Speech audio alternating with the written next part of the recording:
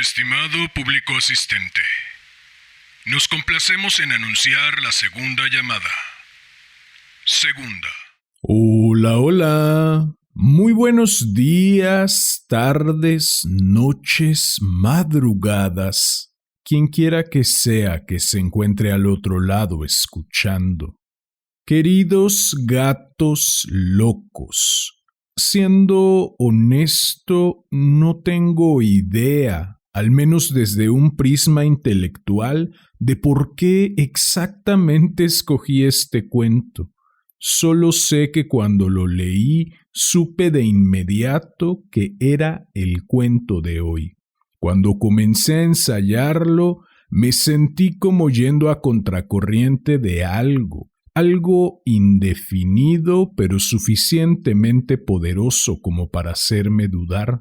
No obstante, quizá algún elemento de su poética, de su narrativa, de las capas que lo conforman, las evidentes y las latentes, no lo sé, algo y punto. Me tomó con fuerza y me arrastró lejos de la reconfortante racionalización. Una vez a distancia, terminé disfrutando muchísimo la lectura, pero desde un lugar distinto a otras lecturas. Quizá tocó algunas fibras de mí, de mis recuerdos, de mis añoranzas, de mis muchas vidas vividas, y no hablo de reencarnación porque no sé si tal cosa exista, o quizá simplemente era el cuento que tocaba hoy, solo hoy, y quizá si lo hubiera leído en otro día lo habría pasado de largo. Con ello no quiero decir que sea un mal cuento, para nada. Creo que es un cuento sin duda al nivel de los cuentos de este podcast, aun cuando mi entendimiento no esté al nivel para explicar por qué. Me escucho y me siento desvariar un poco. No obstante, sé que lo que digo es cierto de algún modo, aunque tampoco sepa cuál sea ese modo. Y por si acaso se lo están preguntando, no estoy borracho, drogado ni cosa parecida. En fin.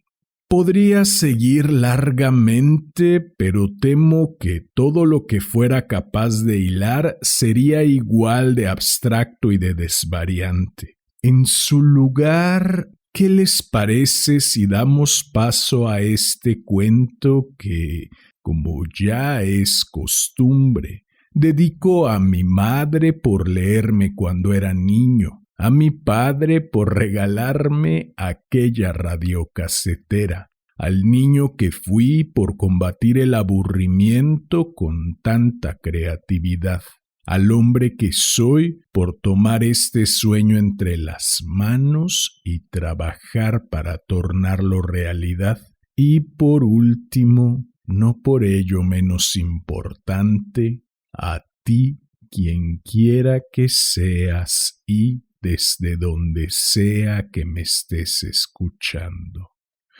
Ha llegado la hora de correr el telón y de que empiece la función.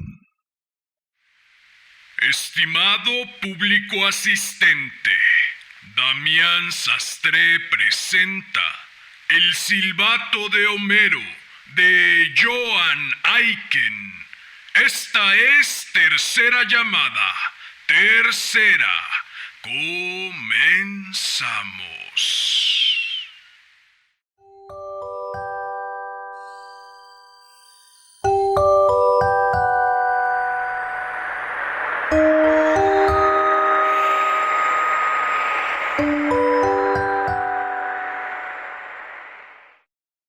Yo conocía a Homero Pismarsh de toda la vida. Estuvimos juntos durante toda la escuela primaria y nos hicimos muy amigos. Era un chico bajito y silencioso. Tenía un flequillo rubio casi tan blanco como el algodón y ojos redondos de color azul grisáceo y mirada despierta. Cuando llegó al colegio vestía un uniforme flamante que le quedaba grande y llevaba una tortuga en la mano. Como nadie tenía una tortuga, se hizo popular enseguida. Se la había dado su abuela. Ella siempre le hacía regalos extraños que Homero traía al comienzo de cada curso, y también llegaban paquetes de su abuela durante el curso. Estos solían ser voluminosos y venían envueltos de cualquier manera.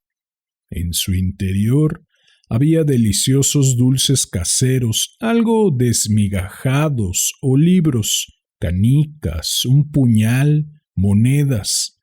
No eran demasiadas cosas, aunque todas eran raras y especiales. Una vez le mandó una correa para el reloj hecha de pelo de elefante. En otra ocasión, 2 enormes mariposas en unas cajas de cristal y otra vez un telescopio.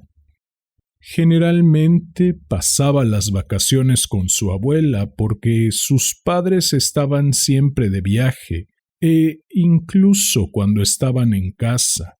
Al parecer no se llevaban bien, vivían separados y nunca se ponían de acuerdo sobre a cuál de los dos le tocaba quedarse con Homero. De hecho, se detestaban tanto que no soportaban verse ni cuando Homero cambiaba de manos de su padre a las de su madre o viceversa, por lo que a menudo tenía que esperar solo en la calle durante 1 hora hasta que llegaban a recogerle. Por aquel tiempo yo quería mucho a Homero, en parte, naturalmente, por las cosas tan interesantes que le mandaba su abuela y en parte también porque en verano me invitaba a su casa de campo de Devon, que estaba justo al borde de un páramo, entre un arroyo empedrado y un río claro y profundo, cuyas aguas tenían el color del té sin leche. Además, Homero me agradaba porque era perspicaz y sensible. Nunca presumía de nada ni decía mentiras. Sus ideas eran claras y simples. Cuando no tenía nada que decir, se quedaba callado. Así pues, fuimos amigos durante los años que pasamos en la escuela primaria que se llamaba Hollyhoe. Y cuando la abuela de Homero descubrió que me habían matriculado en Watchetts, convenció al padre de Homero para que le enviaran también allí. «Su amigo Andrew es un buen chico», creo que dijo. «Como Homero casi no tiene vida familiar, sería mejor que estudiara con él». En aquella época se divorciaron por fin los padres de Homero. Uno de ellos se fue a vivir a Brasil y el otro al sur de Francia. Puede decirse que la vida familiar se acabó por completo para él. Además, poco después murió la abuela de Homero. Creo que ella sabía que iba a morir desde hacía 1 año. Poco antes de su muerte construyeron un dique en la parte inferior del pequeño valle que estaba al pie del páramo. El río lo inundó todo, formando un embalse. La casa de campo de la abuela de Homero fue la única que se vio afectada. Ahora se encuentra a 10 metros debajo del agua. En la chimenea crecen algas y los peces nadan a través de las ventanas rotas. No me gusta para nada pensar en ello. La inundación de la casa supuso un golpe duro para Homero. A él siempre le habían dado miedo las profundidades. Le gustaba jugar en el arroyo y chapotear en las partes del río donde el agua no cubría, pero siempre se cuidaba de evitar los sitios hondos. A veces, después de una fuerte lluvia en el páramo, aparecía en el río lo que llamábamos la bajada. Un gran caudal de agua marrón corría con fuerza, aumentando su volumen y velocidad a medida que bajaba y desbordándose sobre el pequeño puente de piedra. A mí me gustaba verlo. Lo encontraba excitante, pero a Homero le ponía nervioso. Le preocupaba que pudieran ahogarse ovejas o conejos. Él prefería el arroyo y el río cuando no sobrepasaban los plácidos y susurrantes niveles del verano. Tras la muerte de su abuela y la inundación de la casa, Homero empezó a tener terribles pesadillas. A veces se despertaba gritando. La terrible riada marrón llena de espuma y escombros se le aparecía en sueños. Después llegó el cambio. De nuestra cómoda escuela preparatoria pasamos al gran mundo escolar de Watchetts, donde todo era más grande y desorganizado y la vida bastante más dura. Habíamos dejado de ser los mayores y más respetados de la escuela para convertirnos en los más pequeños novatos que intentaban salir adelante entre 500 alumnos más. Lo más importante en Watchetts era destacar en los deportes. A mí me gustaba boxear, correr y jugar al fútbol, por lo que me las arreglaba bastante bien y me sentía integrado. Pero a Homero nunca le interesaron los juegos. Era miope y ocultaba sus grandes ojos claros detrás de unas gafas con montura de acero. No sabía ni coger la pelota y siempre tenía miedo de que se le rompieran las gafas, y con razón, porque le ocurría a menudo. Por eso todos le despreciaban. Cada vez estaba más silencioso. Apenas murmuraba una respuesta cuando algún profesor le preguntaba en clase, y eso no siempre. «¡Despierta, Pismarch!», le gritaban. «Estás soñando como de costumbre». Homero contestaba a veces, pero otras parecía estar tan absorto en su propio mundo que no había voz humana capaz de sacarle de allí. Desde que su abuela había muerto, pasaba las vacaciones con unos tíos lejanos que vivían en West Kensington. Él decía que eran muy aburridos, al igual que su casa, pero le dejaban a su aire la mayor parte del tiempo y al parecer se pasaba días y semanas en los museos.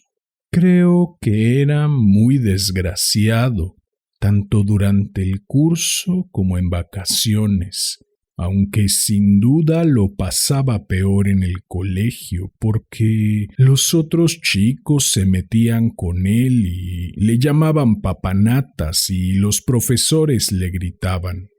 Supongo que tendría que haberle invitado a pasar las vacaciones en mi casa, pero nunca lo hice. Si hubiera venido a Colchester, todo habría sido muy diferente de aquellos días idílicos que pasamos en la casa junto al páramo.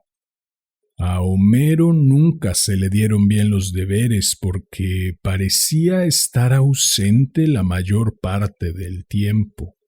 «¿Por qué no prestas atención en clase?», le pregunté en cierta ocasión. «¿En qué piensas cuando empiezas a soñar?». ¿Qué? Oh, en la casa de campo, naturalmente. Downcombe, respondió con vaguedad. Me gustaría poder volver. ¿Recuerdas el soto donde excavábamos todos aquellos túneles por debajo de las zarzas? y el pajar donde hacíamos acrobacias cuando estaba lloviendo, y aquel verano que construimos docenas de islas artificiales en el río y plantamos en ellas flores silvestres, y las vaquillas que toreábamos en la pradera y los champiñones que recogíamos y que luego la abuela nos freía para la cena, y las nueces del bosque Tankerton.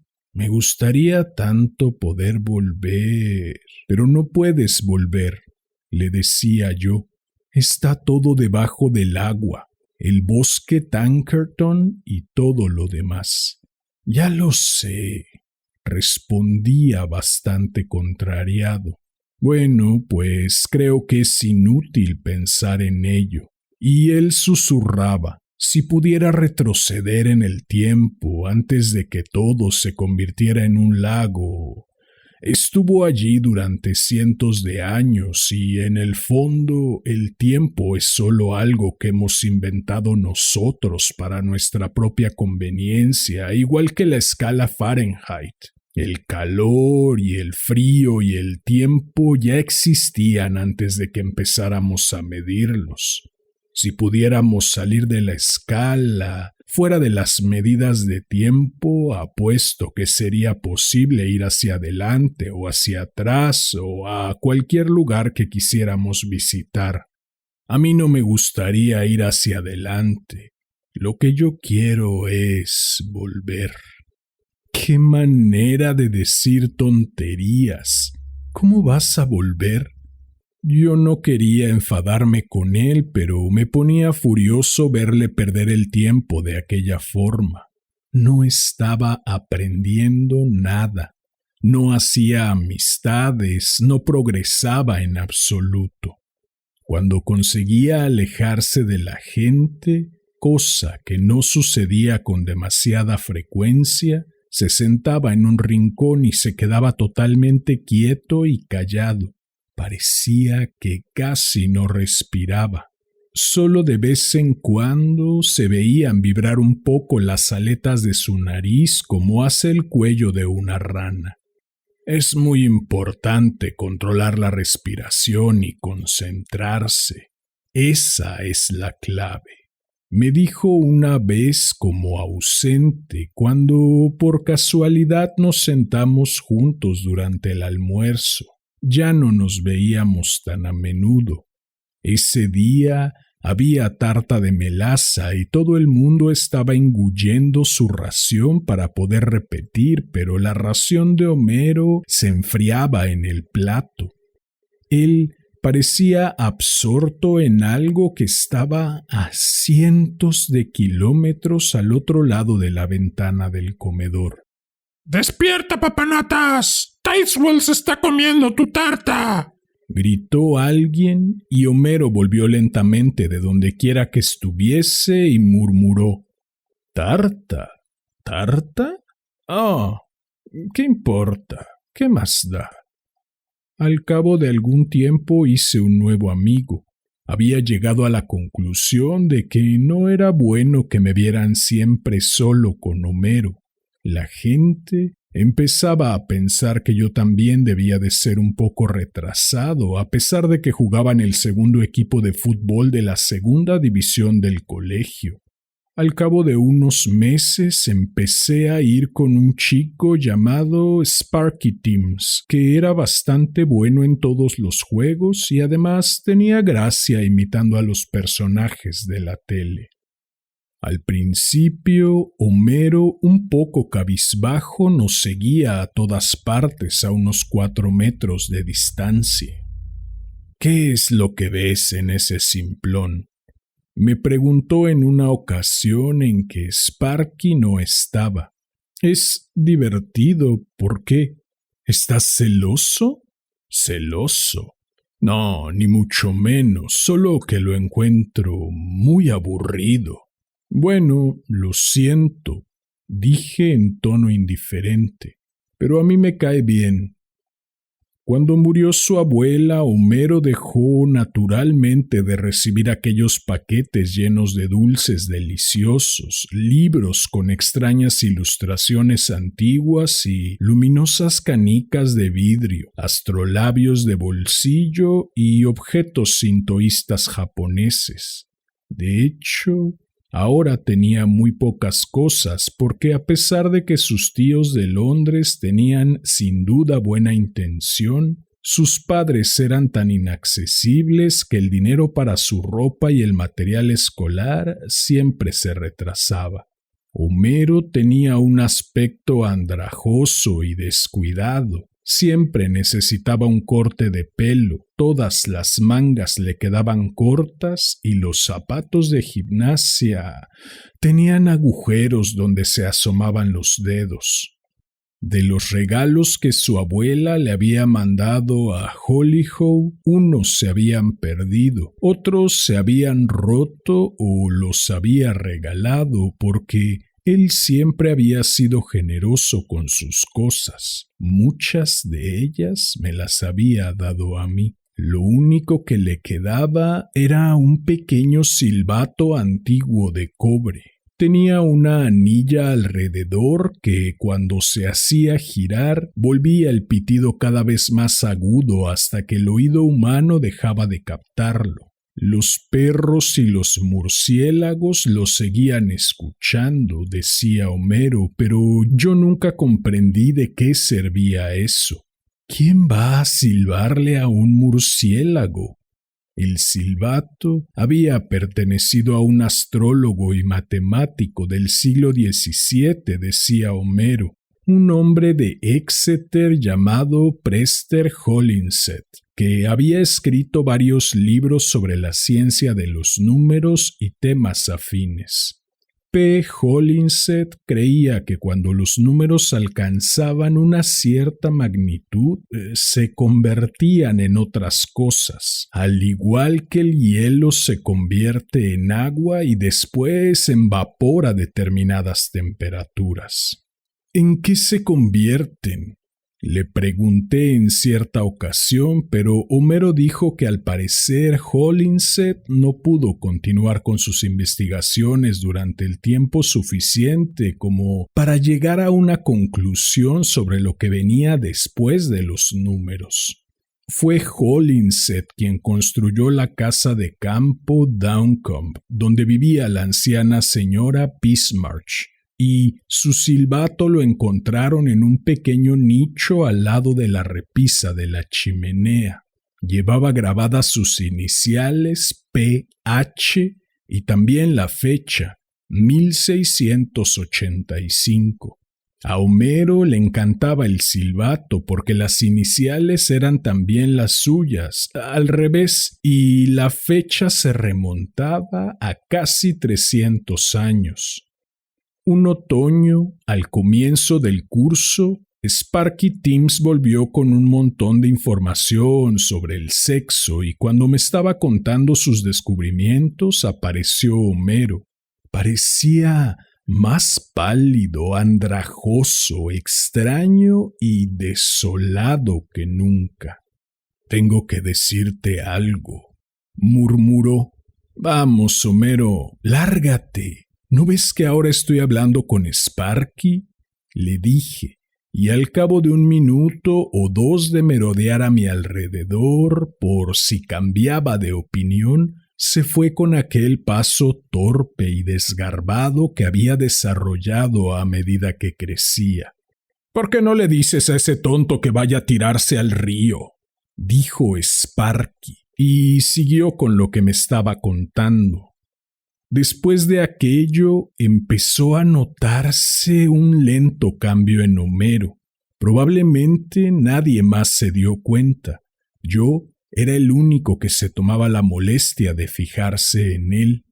En aquella época parecía constantemente perdido, más aún de lo habitual, pero curiosamente, a pesar de estar soñando, daba la impresión de que la pequeña parte despierta que lo unía a la vida escolar funcionaba mejor.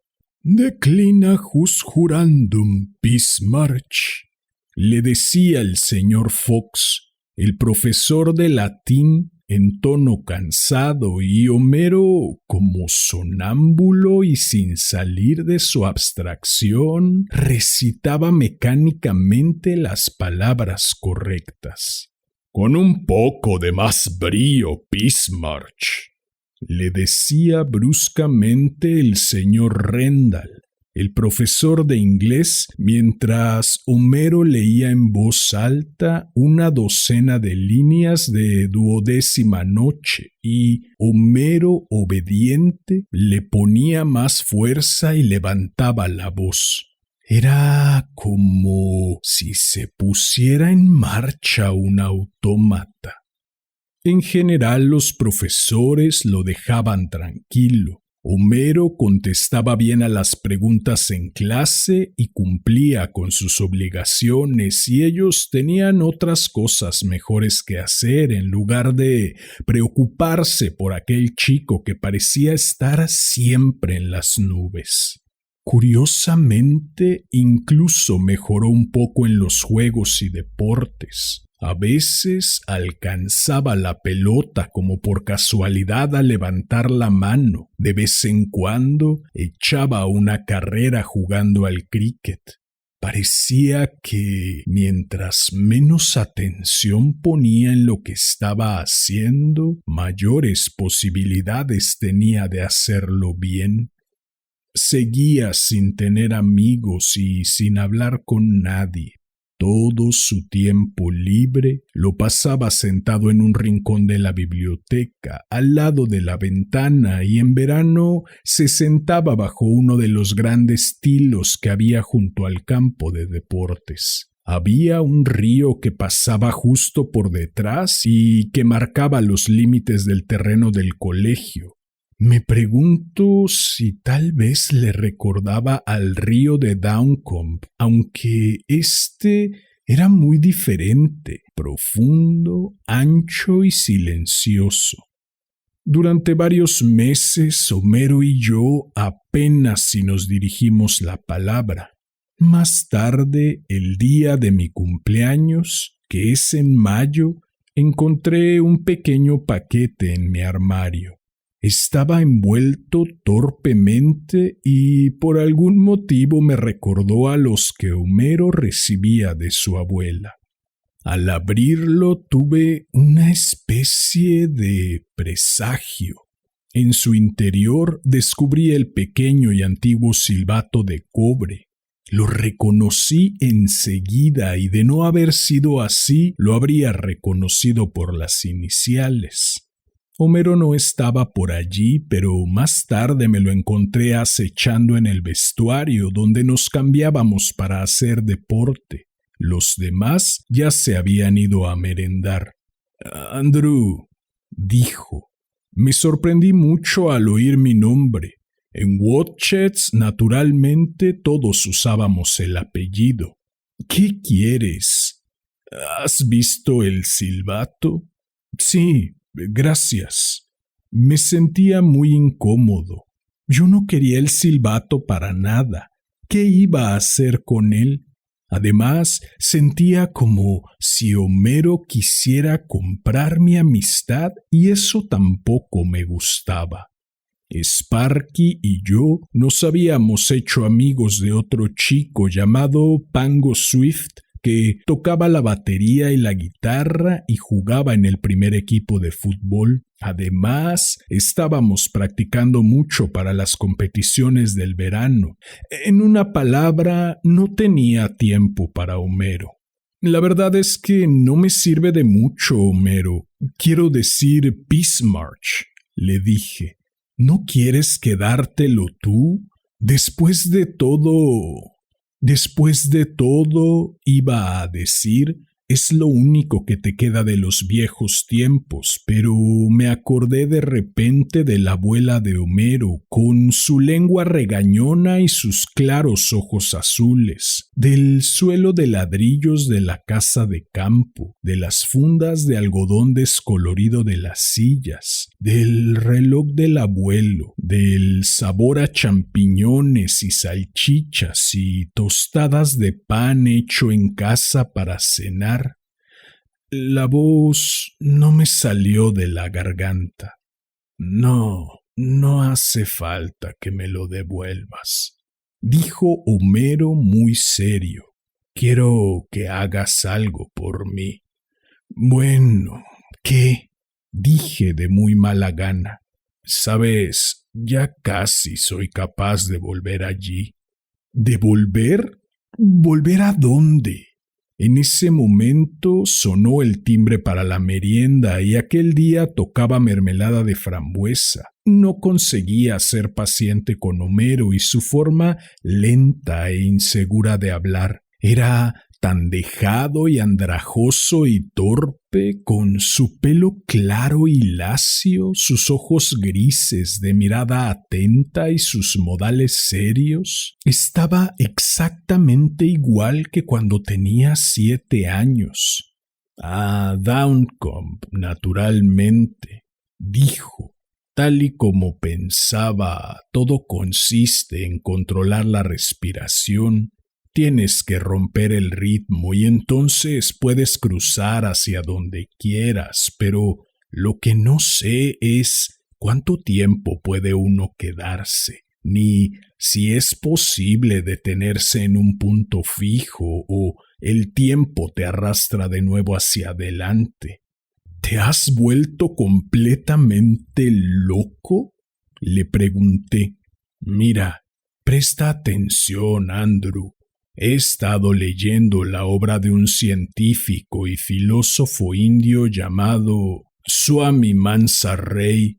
Mucho de lo que dice coincide exactamente con lo que creía Holinshed, solo que él lo enfoca de forma diferente, claro.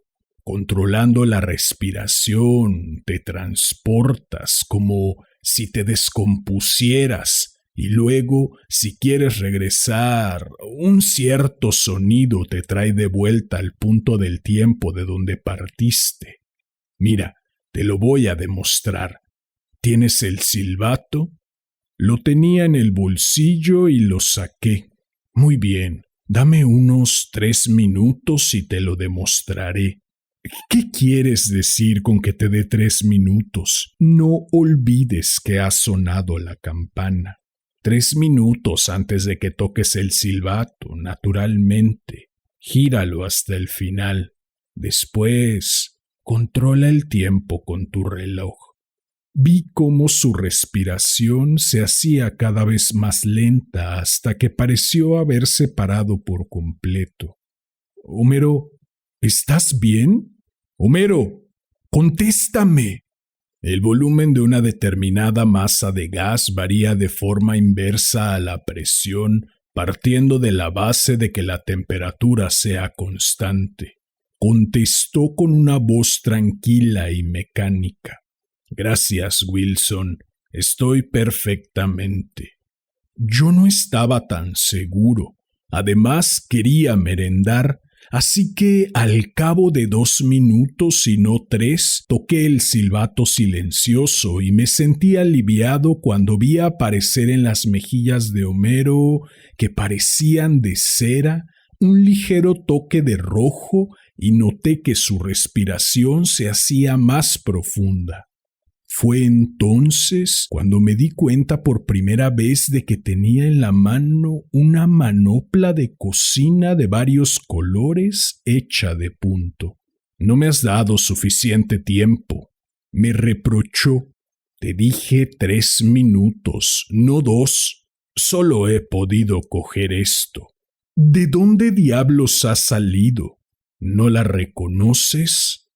En realidad sí que la reconocía. Solía hacerla su abuela, que siempre tenía un par de ellas colgadas de un gancho junto a la estufa de aceite.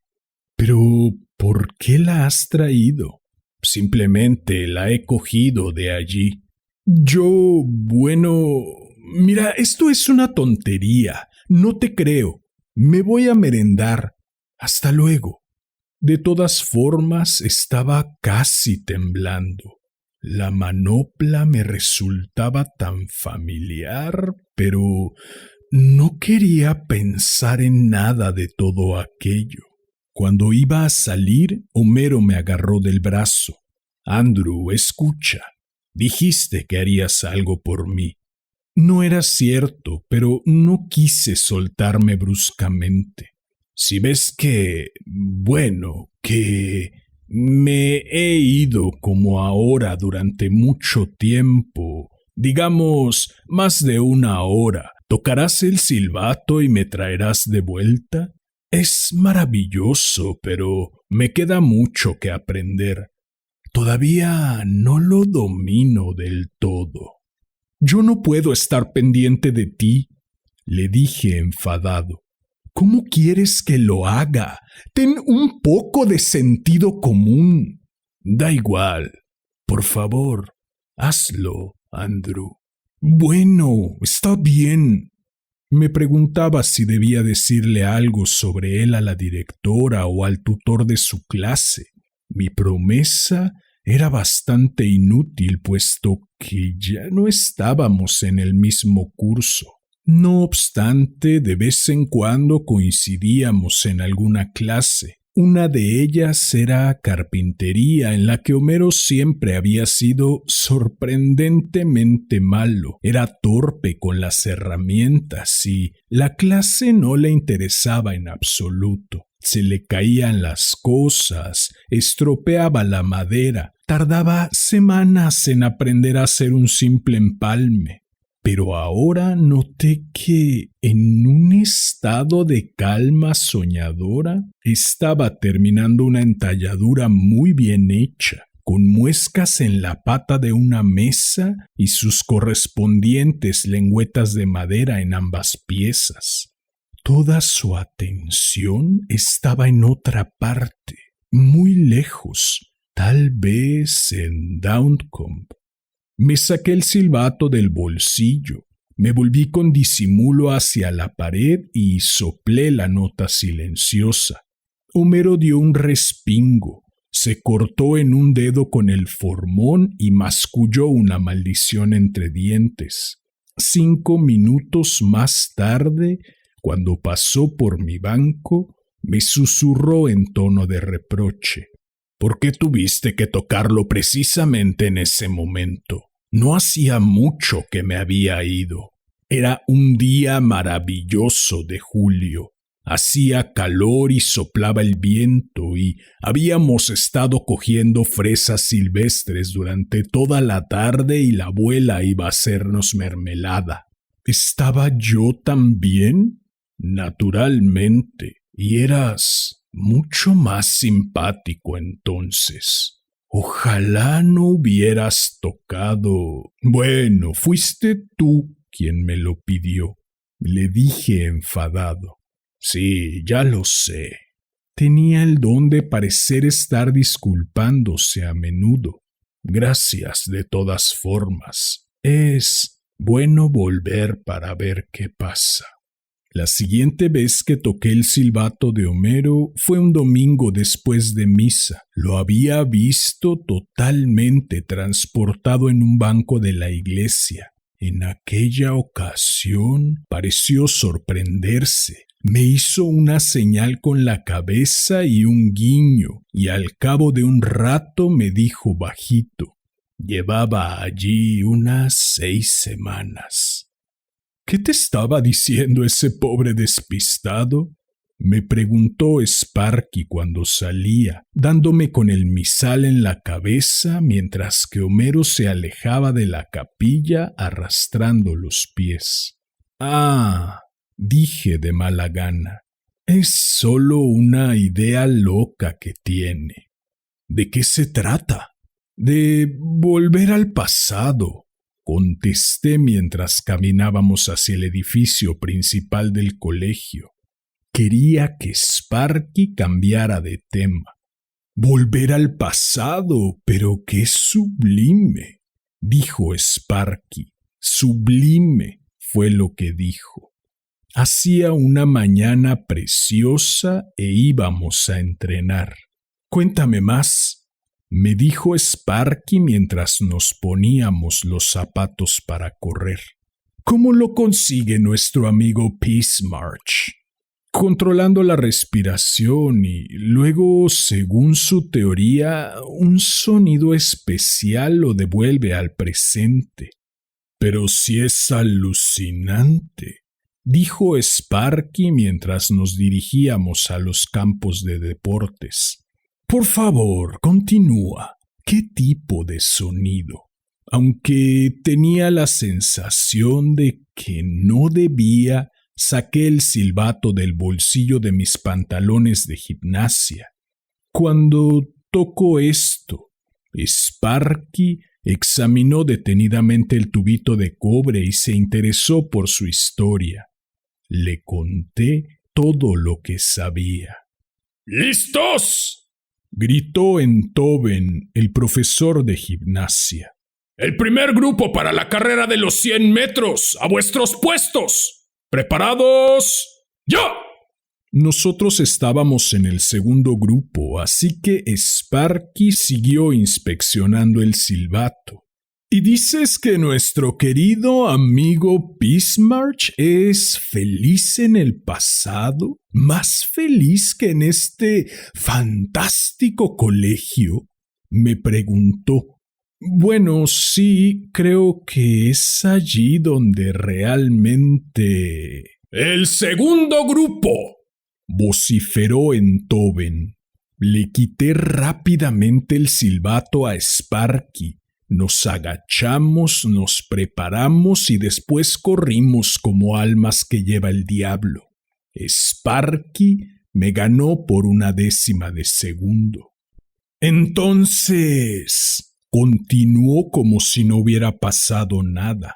Su control de la respiración era casi tan bueno como el de Homero. ¿No sería mejor para todos si nuestro amigo se quedara en el pasado? Déjame ver de nuevo ese silbato. Se lo di despacio. Estábamos en un extremo del campo de deportes, debajo de los tilos. Sparky, con mucha calma, arrojó el silbato lo más lejos que pudo. Formó un arco brillante en el aire antes de caer al río, donde apenas salpicó más que una pequeña trucha al asomar la cabeza. ¡Tercer grupo!, bramó el señor Enthoven. ¡A vuestros puestos! ¡Preparados! Homero estaba en el tercer grupo. Normalmente no destacaba como corredor. De hecho, solía llegar el último, bastante después de todos los demás, pero en aquella ocasión sorprendió a todo el mundo, pues sin esfuerzo alguno se puso en cabeza, alejándose cada vez más del grupo. Su velocidad debía ser el doble que la de los otros chicos que corrieron aquella tarde. ¡Muy bien, Peace March!, le gritó el profesor de gimnasia, pero Homero no dejó de correr cuando llegó a la meta. Siguió corriendo cada vez más deprisa, derecho hacia el río, donde desapareció de la vista de todos. No volvió a salir. La corriente del río Yarrow es muy fuerte. Cuando por fin encontraron su cuerpo, había sido arrastrado más de 1 kilómetro río abajo. Estoy muy preocupado por Homero. De noche me despierto sudando y temblando. Me lo imagino solo en aquella casa de campo, sin gas ni electricidad, solo con velas, con Rusty, su viejo Spaniel que murió cuando teníamos 8 años. A veces creo que oigo aullar a Rusty. A veces creo que puedo ver la montaña de agua marrón bajando por el valle, desbordándose, arrancando árboles, levantando piedras, cayendo sobre las praderas e inundando la casita.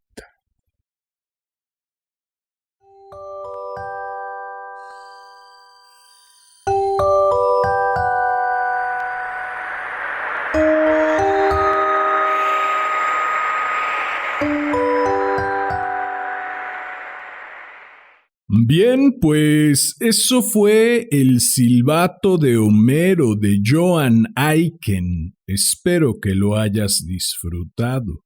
Si fue así, agradecería enormemente que me ayudaras compartiendo, difundiendo.